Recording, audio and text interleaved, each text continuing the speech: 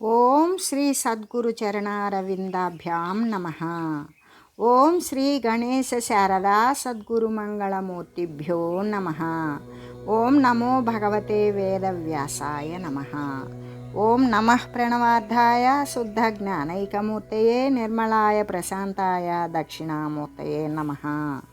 ఓం ఈశ్వరో గురురాత్మేతి మూర్తిభేద విభాగినే వ్యోమవద్వ్యాప్తదేహాయ దక్షిణామూర్తయే నమః.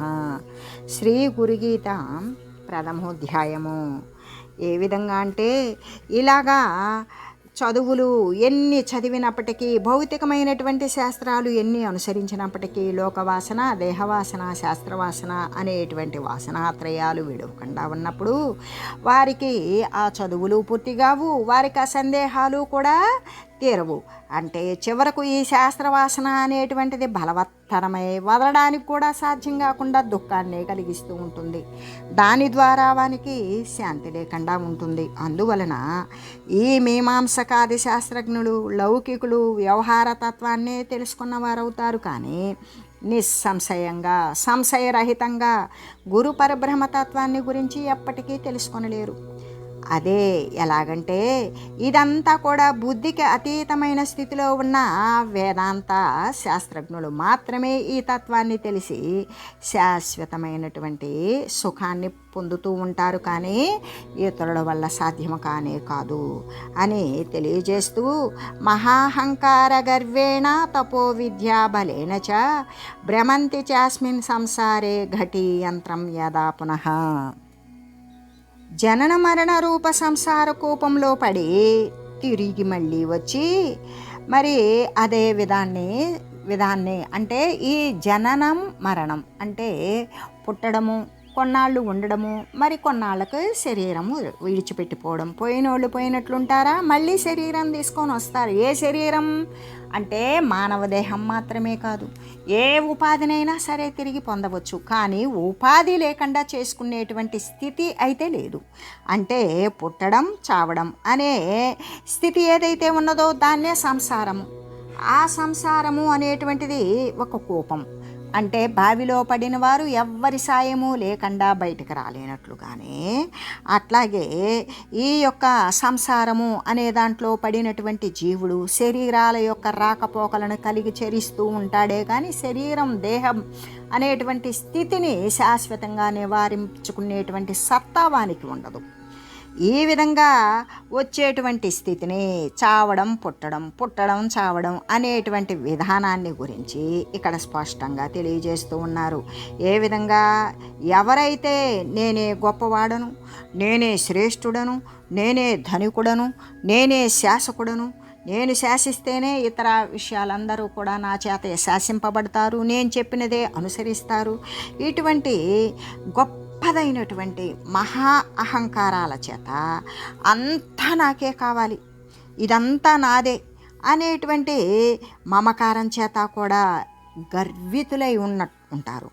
అటువంటి అహంకార మమకారాల చేత ఎవరైతే గర్వితులు అవుతూ ఉన్నారో, అంతేకాదు నేను మహా తపస్సంపన్నుడను. ఇక్కడ వాడు చేసేటువంటిది దేహేంద్రియాలను తప్పింపజేస్తున్నాడు. కానీ లోనున్నటువంటి అహంకారం అది విజృంభిస్తూనే ఉన్నది. అప్పుడేమనుకుంటున్నాడు, తను అవస్థ పడుతూ కూడా ఆ అవస్థ తన యొక్క ఉన్నతమైనటువంటి స్థితికి మరి ఎగబ్రాకకుండా మళ్ళీ వాడు మానసికమైనటువంటి అంతఃకరణంలో అంతర్గతంగా వాడు దిగజారుతూనే ఉన్నాడు. ఏ విధంగా నేను మహా తపస్సంపన్నుడను. తపస్సు దేనికి చేస్తున్నావు అంటే ఏదో వృద్ధి పొందడానికి. ఆ వృద్ధి పొందుతూ కూడా ఎటువంటి వృద్ధి, వచ్చిపోయేటువంటి వృద్ధే తప్ప శాశ్వత స్థానాన్ని కల్పించేటువంటి వృద్ధి అయితే కాదు.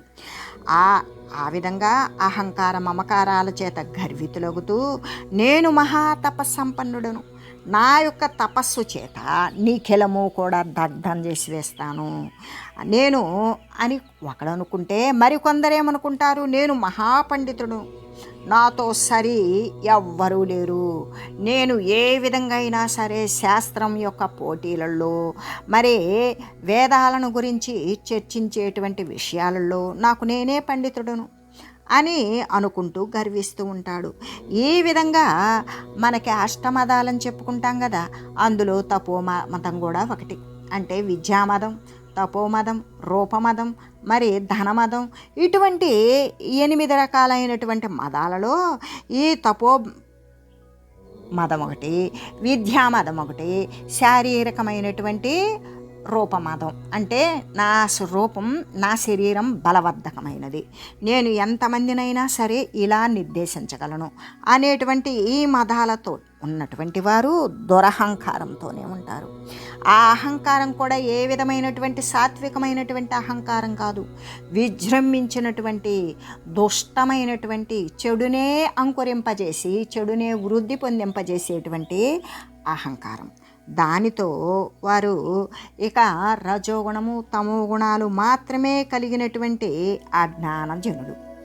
అంటే ఇక వాడికి కోరికతో వృద్ధి పొందినటువంటి నిగ్రహం, ఆ నిగ్రహంతో వాడికి తమస్సు, ఏమీ తెలియబడినటువంటి మత్సరం, లోభం, ఇవన్నీ ఏర్పడినటువంటి అజ్ఞానజనులు ఎటువంటి బావిలో పడుతూ ఉన్నారు అంటే మహా అగాధమైనటువంటి బావిలో. ఎలాగంటే యాతం యొక్క బాణ మునుగుతూ తేలుతూ ఉన్నట్లుగానే ఈ యాతము కూడా, అంటే ఇప్పుడంటే అన్నీ కూడా చక్కగా సౌకర్యార్థం అన్నీ కూడా ట్యాప్ సిస్టమ్ వచ్చేసింది. పైపులు లాగడం ఇంట్లోకి, మరి ఎక్కడ ఏ రూమ్కి, ఎక్కడ ఏ వాష్రూమ్లోకి కావాలంటే అక్కడికి పైప్స్ లాక్కొని దాని ద్వారా ట్యాప్స్ పెట్టుకొని మనం అనేక రకాలైనటువంటి వసతులను మన తెలివికి అనుసరించి దానిని ఉపయోగించుకుంటున్నాం. అంతకుముందు ఇటువంటివేమీ లేవు. ఈ లేనప్పుడు ప్రతి ఒక్కరూ బావిలో నీరు తోడవలసిందే. అదే పొలాలకు పెట్టేటప్పుడైతే అది యాతాము అనేటువంటిది ఉంటుంది. ఆ యాతాము ద్వారా దానికి ఒక పెద్ద బాణం లేకపోతే ఇంకొక తొట్టో కడతారు. దాన్ని క్రిందికి మీదికి ఘటీ యంత్రం అని చెప్తారు. ఆ ఘటీ యంత్రం అంటే గిలక, ఆ బావికి అమర్చినటువంటి గిలక. ఆ గిలక మీదుగా నీరును మోసుకొని బావిలో నుండి, ఎంతో లోతుగా ఉన్నటువంటి బావిలో నుండి, మరి ఎందుకు ఇప్పుడు నీరు బావుల్లోకి అంత పైకి ఎందుకు వచ్చింది, అప్పుడు ఎందుకు లేదు అంటే ఈనాటి నీటిని సమృద్ధిగా పొదుపు చేసుకొని నిల్వ ఉంచుకొని దాన్ని వినియోగించుకోవడం ఇప్పుడు తెలిసి వచ్చింది, అప్పుడు తెలియలేదు. అప్పుడు ఆనకట్టలు లేవు, నదులకు కాలువలు ఏర్పాటు లేదు, చెరువులు ఏర్పాటు లేదు, రిజర్వాయర్లు ఏర్పాటు లేదు. ఆ కాలువని ఇక్కడికి మరి సముద్ర నదిలో కలిసిపోకుండా దానిని అడ్డగించి అవసరమైన సమయాలలో పంటలకు, త్రాగునీటికి ఉపయోగించుకునేటువంటి వనరులు ఆనాడు ఏర్పాటు చేసుకోవాలా. వారధులు గట్టల, బ్రిడ్జెస్ లేవు. ఇటువంటి వాటినన్నీ ఈనాడు వారి యొక్క తెలివితో, ఈ తెలివి ఎక్కడిది, దైవం ఇచ్చిన తెలివే, కానీ ఇదంతా దేహ సంబంధమైనటువంటి తెలివి. దేహాన్ని పోషించుకోవటం, దేహాన్ని సుఖపెట్టడం, తను అనుకున్న కోరికలను సిద్ధింపజేసుకోవడం, ఏర్పడినటువంటి వసతులు, సౌకర్యాలు. సరే, ఇప్పుడు మనం విషయం ప్రక్కకు వెళ్ళిపోతున్నాం. అలా కాకుండా ఆ ఘటీ యంత్రం గిలక బావి మీద నుండి వేసేటువంటి బకెట్ కానీ కుండ కానీ ఏదైతే ఉంటుందో అది నీళ్ళలో మునుగుతూ తేలుతూ లాగినప్పుడు తేలి బయటకు వస్తుంది, అది మునిగినప్పుడు లోపలికి వెళ్ళి నీళ్లు ముంచుతుంది. ఈ విధంగా యాతము క్రిందికి పైకి, పైకి క్రిందికి తిరుగుతూ ఉన్నట్లుగానే మహా అగాధమైనటువంటి, అంటే అగాధం అంటే లోతైనది, చాలా లోతైనది. అందులో అగాధం అంటల్లా మహా అగాధం, ఇంకా ఎంతో గొప్ప చెప్పరానంత లోతైనది. అంటే దాని లోతు ఇంత అని ఎవరూ కొలవలేరు. అంత లోతైన అంధకార బొందురమైనది. అంటే ఎట్లా ఉన్నది, లోతైన దాంట్లో ఏమీ కనిపించదు. అది లోతైనది అంటే మనం ఒక డీప్ అనే చూస్తాం, ఒక విడ్త్ చూడం, ఒక వెడల్పు ఉండదు. కానీ ఈ సంసార కోపం ఎటువంటిది అంటే మహాలోతైనది. ఎందుకు, అనేక జన్మ పరంపరలుగా మోసుకొని వచ్చినటువంటి వాసనా ప్రాబల్యాల చేత కొని తెచ్చుకున్నటువంటి ఏ శరీరాలు అయితే ఉన్నవో ఆ శరీరాలు వస్తూ పోతూ ఇటువంటి సుఖము దుఃఖము అనేటువంటి నరక కోపంలో బడి మహాజనులు మరి మ్రగ్గిపోవచ్చు ఉంటారు. భయంకరమైనటువంటిదే ఈ సంసార కోపం.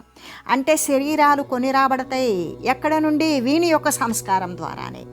ఈ యొక్క అందుకే చేసేటువంటి ప్రతి ఒక్క సంస్కారం వేదాన్ని అనుసరించి ఉండాలి.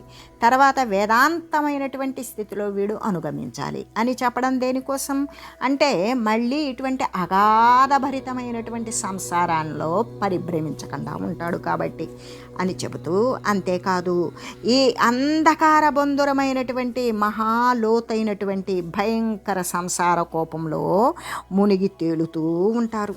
ఎవరు వాళ్ళు అంటే ఏ అహంకార మమకారాలకు లోబడి రజోగుణ తమో గుణాలు కలిగినటువంటి అజ్ఞానజనులు ఎవరైతే ఉంటారో వారు ఈ లోతైనటువంటి చీకటితో నిండిపోయినటువంటి భయంకర సంసార కోపంలో మునిగి తేలుతూ ఉంటారు. ఏది తమ నుండి వేసినటువంటి బాణత నీటిలో మునిగి పైకి లేచినట్లుగానే ఆ విధంగా మునిగి తేలుతూ ఉంటారు.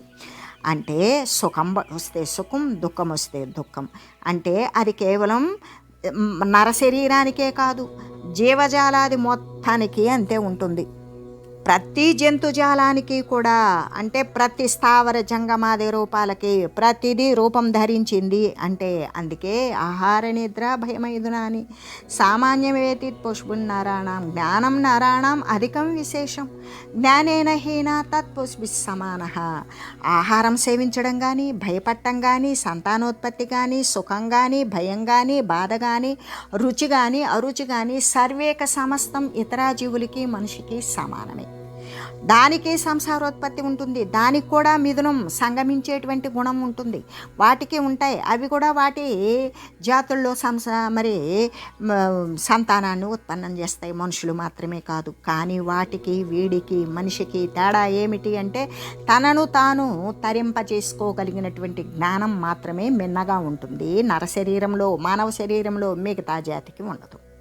ఒకవేళ వాటి యొక్క ప్రాప్తానుసారం లభించిన దేహంలో అది అనుభవించేసిన తర్వాత కర్మ ఫలపక్వం అయ్యి వాడికి మళ్ళీ మానవ జన్మ వస్తే వాడికి ఇటువంటి స్థితి ఉండి ఉంటుంది. కాబట్టి ఈ యొక్క సుఖం వస్తే సుఖము, దుఃఖం వస్తే దుఃఖము, ఈ రెంటిని ఏదొస్తే అది అంత మాత్రమే అనుభవించి ఊరుకోవడం లేదు. సుఖాన్ని ఆశ్రయించి దుఃఖాన్నే పొందుతూ ఉంటాడు, సుఖమే కోరుతూ ఉంటాడు. కానీ దుఃఖాన్ని కష్టం పడుతూనే ఉంటాడు, దుఃఖం పడుతూనే ఉంటాడు. అంటే అంత మాత్రమే కాదు, ఇక్కడ మనకేమని చెప్తూ ఉన్నారు, మ్రియంతే జాయంతే అని చెప్తూ ఉన్నారు. మ్రియంతే అంటే చచ్చుచూ ఉన్నారు, జాయంతే పుట్టుచూ ఉన్నారు. ఏ విధంగా చచ్చిన తర్వాత మళ్ళీ శరీరాలు తీసుకొని వస్తున్నాయి. మరి పుట్టిన తర్వాత కొన్నాళ్ళు అలా స్థితి కలిగి పోషణ కలిగి ఉన్నట్లుగా ఉండి మార్పులకు లోనే అనారోగ్యాల ద్వారానో ముసలితనమో మళ్ళీ చస్తూ ఉన్నారు.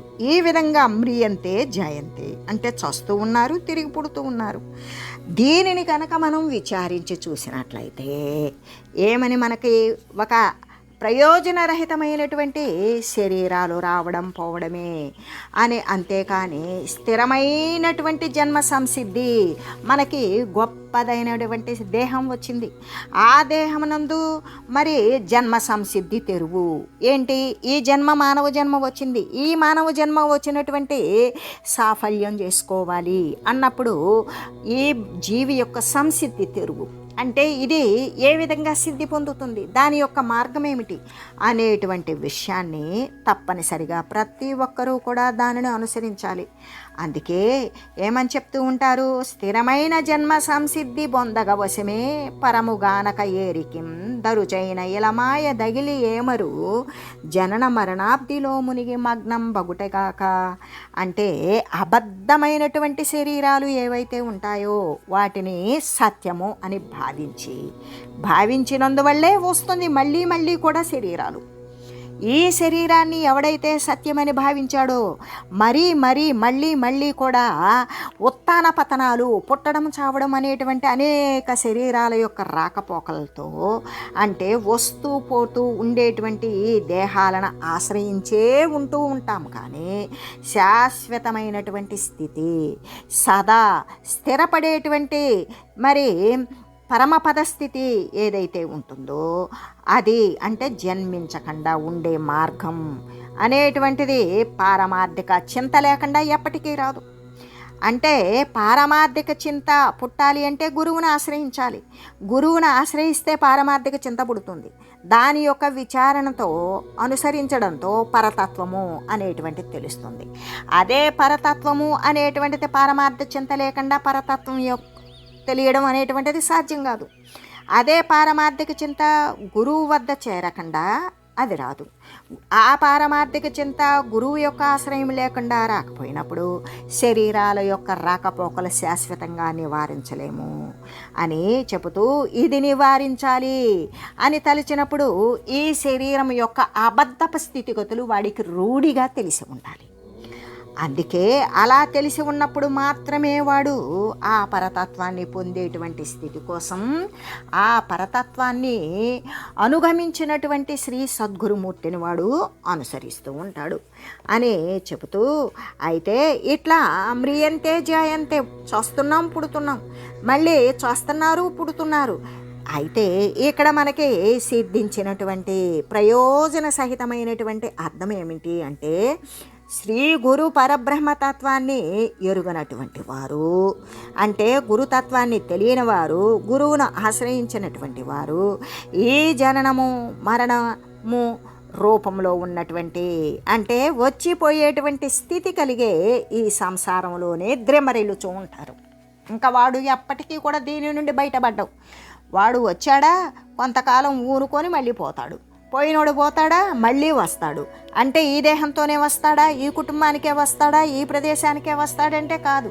దేశకాలమాన పరిస్థితులు దేహాదులతో సహా వాని యొక్క సంస్కారాన్ని బట్టి మారిపోతాయి. ఆ విధంగా వస్తూ పోతూ ఉండేటువంటి స్థితి తప్పాలి అంటే పరబ్రహ్మస్వరూపమైనటువంటి శ్రీ గురు పరబ్రహ్మస్వరూపాన్నే స్తుతించాలి, అనుసరించాలి, అక్కడే ఆశ్రయించాలి అని ఈ విషయం ఏ విధంగా అంటే, అవిద్యయామంతరే వర్తమానాః స్వయం ధీరాః పండితం మన్యమానాః దంద్రమ్యమానాః పర్యంతి మూఢా అంధేనైవ నీయమానా యదాంధః అనేటువంటిది కఠోపనిషత్తు ఈ విధంగా తెలియజేస్తుంది. ఏ విధంగా అంటే, కేవలము శాస్త్రజ్ఞానం కలిగిన వారు గురుడివారే. ఇప్పుడు మనకు కనులు ఉన్నవి, మన ఎదురుగా ఉన్న దృశ్య సంబంధమైనటువంటి వస్తువునే చూడగలం. కానీ మన దేహానికి ఆసరాయి లోపల మన దేహాన్ని కదిలించేటువంటి చైతన్యాత్మకమైనటువంటి ఆ సాక్షిత్వ స్వరూపాన్ని చూడగలిగినటువంటి చైతన్య చక్షువు, జ్ఞాన చక్షువు మనకున్నదా? లేదు. ఈ చర్మచక్షువు ద్వారా శాస్త్రజ్ఞానాన్ని అనుసరిస్తాం. అట్లాంటిదే శాస్త్రజ్ఞానం కూడా. లోకాన్ని అనుసరించేటువంటి మందమతి ఎట్లాంటి వాడు శాస్త్రజ్ఞానాన్ని మాత్రమే అనుసరించి గురువు యొక్క సన్నిధానం పొందనటువంటి వారు నిజంగా కూడా గురుడివారే. అయితే వాళ్ళు ఎటువంటి వాళ్ళు అంటే, బావికి తగిలించిన గిలక నీళ్ళను తోడినప్పుడు గిరగిరా తిరుగుతున్నట్లుగానే ఈ యొక్క అహంకారము చేత నేను నాది అనే మమకారం చేత కన్ను తెలియని వారే. అసలు ఇది అంతా నేనా నాదా అనేటువంటి ఆలోచన, నేను ఎవరిని? ఆ సత్యమైనటువంటి నిత్యమైన పరబ్రహ్మ స్వరూపాన్ని నేనే అనుకుంటాడా? కాదు. ఈ వస్తుతత్తితో కూడుకొని వాడికి కనబడేటువంటి ఇంద్రియ సంఘాతమైన దేహ అలంకార భూషణాలైనటువంటి ఆ వస్తు గతికి లోబడిపోయి దాన్ని నేను అనుకుంటాడు. ఆ నేను అనుకున్నది అదేమన్నా అనుకున్నది ఉంటుందా?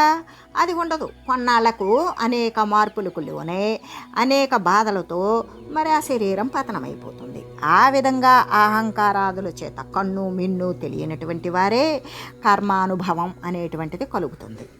ఆ కర్మ అనేటువంటిది అనుభవించేటప్పుడు వీరు సంసారంలో గిరా గిరా గిరా తిరుగుతుంటారు, వస్తారు పోతారు. ఇప్పుడు మన శరీరం మరి ఈ యొక్క మానవ దేహం వచ్చింది అంటే, గతంలో ఎన్ని రకాలైనటువంటి శరీరాలను ఎన్ని వివిధ వర్ణాలతో కూడుకొని పక్షుల్లో ఉన్నామో, స్థావర జంగమాలలో ఉన్నామో, కదిలే వాటిలో ఉన్నామో, కదలలేని వాటిల్లో ఉన్నామో, నదులుగా, నీరుగా, అలలుగా, లేకపోతే కొండలుగా, రాళ్ళుగా, చెట్లుగా, పిట్లగా, పక్షులుగా, జంతువులుగా ఎన్నో శరీరాలు ధరించుకొని ఉండవచ్చు. కానీ మరి అదంతా ఏంటి? కర్మానుభవం. ఆ కర్మానుభవాన్ని గురించి ఎవడైతే విచారించడో ఆ విచారించనంతసేపు గురువును ఆశ్రయించడు. గురువును ఆశ్రయించినంతసేపు కూడా అనేక జన్మలు కోట్ల కొలది శరీరాలు తీసుకుంటూ వదులుతూ ఉన్నా కూడా ఈ సంసారంలో గిరగిరా తిరుగుతూనే ఉంటాడు. ఏ విధంగా గెలక్క గట్టినటువంటి ఆ తాడు గట్టినటువంటి బకెట్టు ఆ బావిలో వేసి నీళ్లు తోడుతున్నట్లుగానే ఆ నీరు తీసుకొని దీంట్లో పోస్తాం, మళ్ళీ వేస్తాం, మళ్ళీ ఈ విధంగా నీటిలో ఆ యంత్రం గిలక ఘటి యంత్రం అనేటువంటిది లాగితే అది ఇటు తిరుగుతుంది, వదిలితే లోపలికి పోతుంది. కానీ ఆ యంత్రం అట్లాగే ఉంటుంది. సంసార చక్రం కూడా అంతే, శరీరాలు వస్తూ ఉంటాయి, పోతూ ఉంటాయి.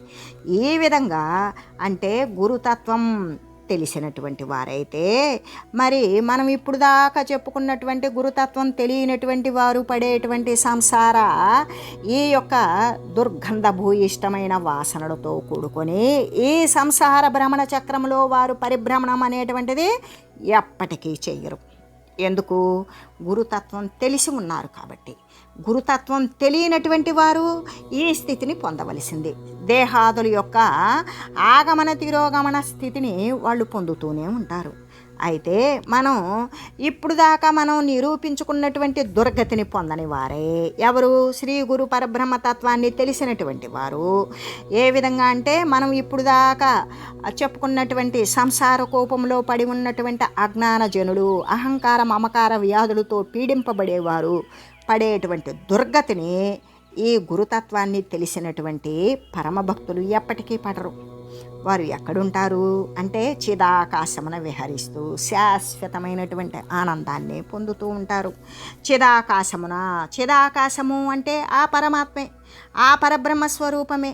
అక్కడే విహరిస్తారు, అక్కడే ఉంటారు. చిదాకాశ స్వరూపులే అయి ఉంటారు. ఇంకా వానికి నిజంగా శాశ్వత ఆనందం ఉంటుందా అంటే అది ఆనంద స్వరూపమే. ఇక్కడ నాకు చిన్న ఆనందం, పెద్ద ఆనందం, చాలా పొడవైన ఆనందం, ఎడలిపైన ఆనందం అని ఉండదు. ఉండేటువంటి ఆనందం ఎటువంటిది అంటే చిరకాలము కూడా కాదు, శాశ్వత ఆనందం. చిరకాలము అంటే ఎక్కువ కాలం అయి ఉండవచ్చు, కానీ శాశ్వతమైనటువంటి ఆనందం. ఇంకక్కడ ఆనందమా అంటే ఆ స్వరూపమే, పరమపద స్థితే ఆనంద స్వరూపం. దాని యందు వీరు లీనమైనప్పుడు అది ఆనందమో ఏదో అనేటువంటిది ఆ అనుభూతి. ఇక మరి వాడు చెప్పుకోవడానికి మరి ఇంకొకటి ఉండదు కాబట్టి ఆ ఆనంద స్థితిని గాంచి ఆనంద స్వరూపులే అవుతారు అని తెలియజేస్తూ, అంతేకాదు ఇక్కడ ఈ కఠోపనిషత్తు యొక్క మంత్రార్థాన్ని గురించి ఏ విధంగా తెలియజేశారు అంటే అవిద్యయా మంతరే వర్తమాన. కేవలం ఈ విధంగా కలిగేటువంటి వారు పరతత్వాన్ని భౌతికమైనటువంటి విషయాలలో అహంకార మమకారాదులు త్రెల్లేటువంటి వారు ఈ భౌతికమైన జీవనాలలో ఉండేవారే కానీ పరతత్వాన్ని మాత్రం ఎప్పటికీ పొందలేరు. ఆ పొందినటువంటి వారు శాశ్వతమైన ఆనందాన్ని పొందుతారు. అన్నింటికీ కూడా గురు పరబ్రహ్మస్వరూపమే మూలము, దానినే ఆశ్రయించవలే అని తెలియజేస్తూ, ఓం మంగళం శ్రీ గురుదేవాయ మహనీయ గుణాత్మనే సర్వలోక శరణ్యాయ సాధురూపాయ మంగళం. ఓం లోకా సమస్త సుఖినో భవంతు. ఓం శ్రీ సద్గురు పరబ్రహ్మార్పణమస్తు. ఓం తత్సత్.